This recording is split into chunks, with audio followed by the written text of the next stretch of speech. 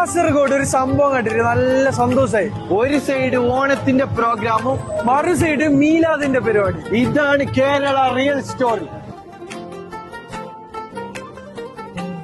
പതിമക്കത്തണഞ്ഞുള്ള നൂറുള്ള പെരിയോന്റെ ആറ്റ ഹബീബുള്ള മശ്രിക്ക് മഗ്രിബിനൊളിയായി മന്നാനയച്ച റസൂലുള്ള പതിമക്കത്തണഞ്ഞുള്ള